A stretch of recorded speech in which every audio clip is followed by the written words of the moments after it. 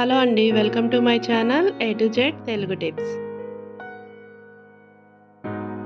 ఇవాళ వీడియోలో సింపుల్‌గా అలాగే టేస్టీగా ఉండే వెజ్ శాండ్విచ్‌ని చేసి చూపించబోతున్నాను.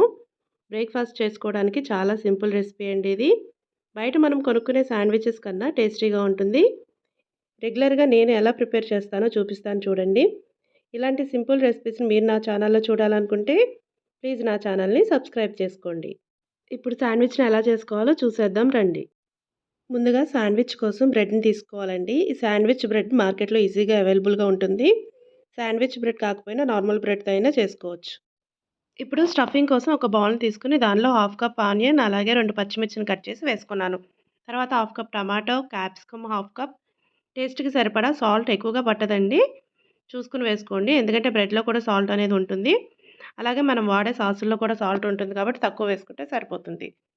తర్వాత 2 స్పూన్ల వెజ్ మయోనైస్ తీసుకున్నాను. ఆ తర్వాత 2 స్పూన్లు టమాటా కెచప్‌ని కూడా తీసుకున్నాను. ఇప్పుడు వీటిని బాగా మిక్స్ చేసుకోవాలి. ఇలా మీకు నచ్చిన వెజిటబుల్స్‌ని కూడా యాడ్ చేసుకోవచ్చండి. క్యాబేజ్, కుకుంబర్ లాంటివి.